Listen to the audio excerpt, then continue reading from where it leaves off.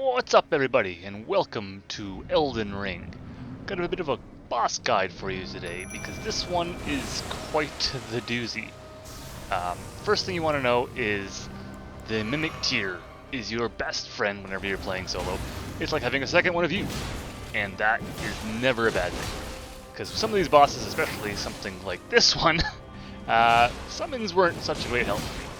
But hopefully this guide will help you a little bit, and not have it take you a couple hours like it took me to beat this boss, because they really outdid themselves with this one. But anyway, biggest thing here is we want to be very aggressive. This boss heals with every strike that she takes against you, so you want to prevent that as much as possible. And the best way to do that is to keep her stunned. Now this is a two-phase boss fight, and both phases are generally the same, she just has a slightly different form, and one of her moves kind of changes a little bit.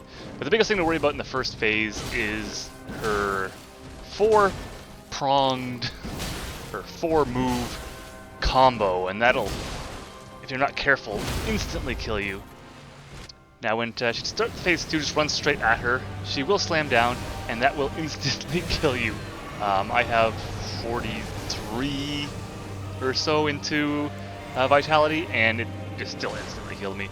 But if you run straight at her, it won't be an issue. Now again, we want to try to be aggressive, really aggressive. In this phase, she has Scarlet Rot to work with as well. So when she's flying in the air especially, you want to back up a little bit so that all the Scarlet Rot stuff stays away from you. As you can see here, like it all ends up underneath her. So in this phase, it's a little bit more stick and move, but you still want to try to be as aggressive as possible. Again, she still has the healing on each strike, so we want to keep that down to a minimum, and any extra stuns we can get on her and critical hits, all the better. I mean, she starts this phase at 80% health, but as you can see, she's already well over 95 again. And that's because I was playing the very beginning of the passive. So again, just because it was one of the first times I was in this phase, but it doesn't change much, it really doesn't. So just keep up the pressure, keep being aggressive. The Mimic Tier can help you, especially if you did the first phase really quickly. It'll have enough health for the second phase to last a fair bit of it. And again, just keep pressing forward, whatever you can do. I'll show you my equipment after, but I boosted everything possible to break her stance, just to get those stuns faster. But at this point, we're doing fairly well now that we've taken up more of an aggressive stance against this.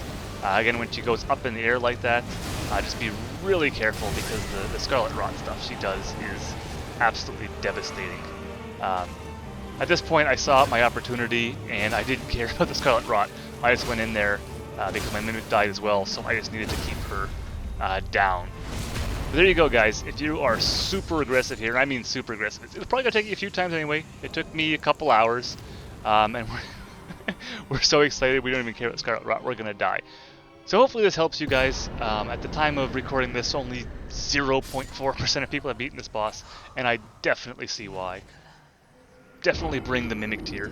Super, super helpful. It's like having a second version of you. Anyway, here is the equipment I used, and hopefully you guys can get this boss down too. Good luck, and we'll see you next time.